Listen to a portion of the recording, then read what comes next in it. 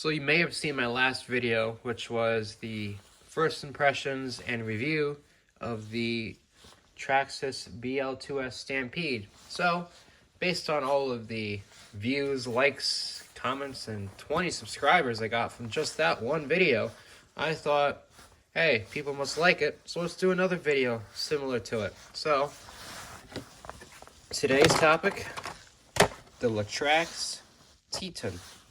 Let's get started, shall we? So here we have the LaTrax Teton or Teton, whatever you want to call it. As you can see there, it is powered by Traxxas, so it is a Traxxas branded RC basically, just a different sticker. I'm going to do same general concept as what I did with the Stampede, what I don't like, what I like, what could be better, and all that shit. Excuse my language, but that's basically what it is. You know, what can and can't be better. So let's start over here on this side. You have tiny little tires here. Relatively okay tread. Very soft. And it doesn't actually use a standard wheel nut. It actually uses a little screw there. A little hex screw. So that's one difference already right there. This is a 1/18 scale, while the other cars I have, including the Stampede, are 1/10 scale. So quite a bit smaller. Here's my hand for scale. As you can see, it's quite a bit smaller than the 1/10 scale vehicles. So this takes a, I think it's a 7.4, 7 point something volt nickel metal hydride. It goes right there. It's fine for this, you know, it's all right. It lasts about 15 minutes-ish. You got your standard Traxxas plug here. You got your speed controller. You got your receiver, waterproof box, waterproof speed controller. Coming on the other side, you have your servo, micro servo. You have your brushed motor, not brushless, brushed. This servo is not original. It is replaced. There's a number. Come on. There you go. It comes with a plastic gear servo, as does like any Traxxas vehicle for the most part. I broke like 2 of them, so I just put a metal gear in there and called it a day. And ever since then, it's been perfectly fine. Motor, you know, it's kind of hard to say what I like about it. It's fine for the car. It works. It just gets really hot really quick.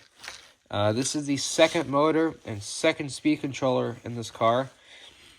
The original motor took a dump and it took the speed controller with it.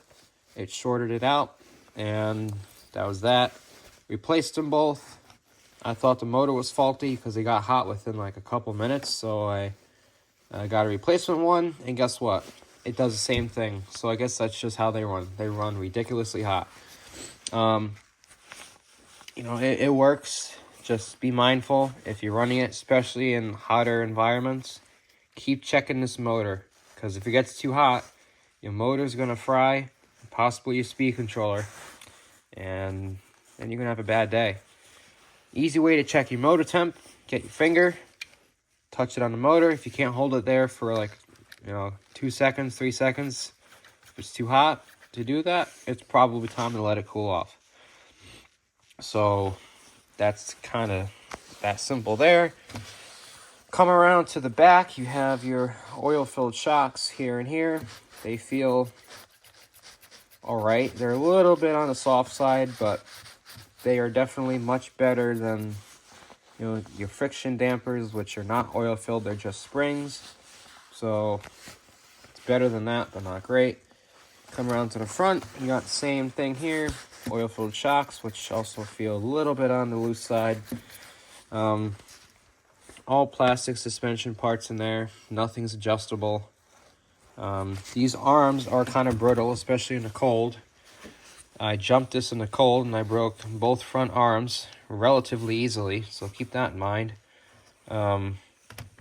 Pretty small design, really. Nothing exciting. Got your rear bumper. It's got a little bit of flex. The shock tower has actually got a lot of flex in it. Your front bumper has got a bit more flex to it. So if you hit something head on, you should, in theory, be okay. Obviously, don't hit it too hard. Here's your battery tray. You got your little thing here to hold the battery in with a little body clip there to keep that in place. Let's see what else we got here. We got metal dry shafts. Wait, those metal? No, plastic dry shafts with metal cups, which I haven't broke any, but the pin, as you can see, is a little pin there. I have had it fall out, that pin, a few times on a couple of dry shafts. They have fallen out, so definitely keep an eye on those pins. If they start to wiggle out, get something small, kind of like a utility blade like this, you know, with the point there. You can push it back into place, or a little midget screwdriver kind of like this to push it back in place, and you should be good to go. I mean, that's really about it for this.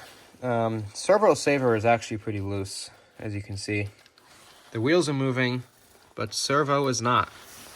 That is an issue, but is what it is, I suppose.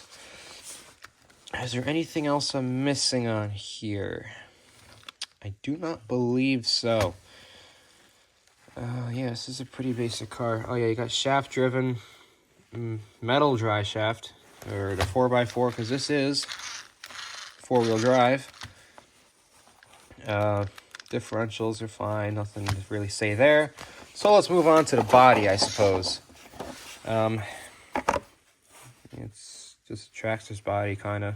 It's a pretty nice paint job. Body clips, I lost all of them. So be vigilant.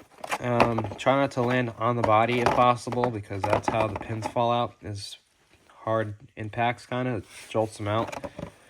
You know, it's kind of standard Traxxas body quality. It's fine, I suppose. It's not great, it's not horrible. Not really a whole lot to say about this. You can see it's held up relatively good. But I don't really drive this thing a lot, to be honest with you. So let's move on to the transmitter. Notice anything similar here? That's because these two transmitters are identical, just different stickers. So let's start over here first. This is the TQ 2.4 gigahertz Traxxas bog standard radio. You know, it works. That's all it does, nothing else. Looks quite similar, huh? Same everything, just a different sticker here and a different sticker there. I mean, again, here's the difference. Here you have a black wheel. Here you have a chrome wheel. That's about it. They have same single button on top, steering trim, on off, throttle, brake, reverse, and then steering. That's it for the controller. It's the same old, same old. So, I suppose we should talk price on this thing. Last I checked, it was under $200, I believe, brand new. I think it was like 150, 130-ish range. I don't know for sure. It's about a 150-ish mark. So, I could be wrong. Feel free to correct me in the comments. I don't remember, but it's about that price point. Is it worth the price? In my opinion, yes.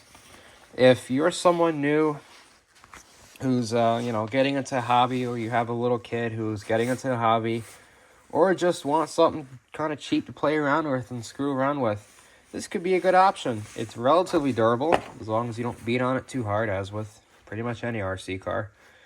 Well, not all, but most. As long as you're, you know, do your maintenance, like greasing up things once in a while, like the bearings, if you run it through water. I never do. You should. And dry it off, which you should. I don't. But that's obviously your choice. That's just what you should do. Doesn't mean you have to. As long as you know, take relatively okay care with it, it should hold up all right, like the other cars. Like I said, keep an eye on this motor temp. If it gets too hot, you're going to fry that sucker. And you might even fry the speed controller like I did. So, is it worth it? Yes. Just keep those other things in mind that I mentioned. And parts are pretty cheap, easy to install. So, there you go. There is the review of the LaTrax Teton, powered by Traxxas, as you can see right there once again, and right there. So, again, I appreciate the support I got in the last video, on the last RC video I did, which was on the Stampede. If you appreciate and like this kind of content, you know what to do.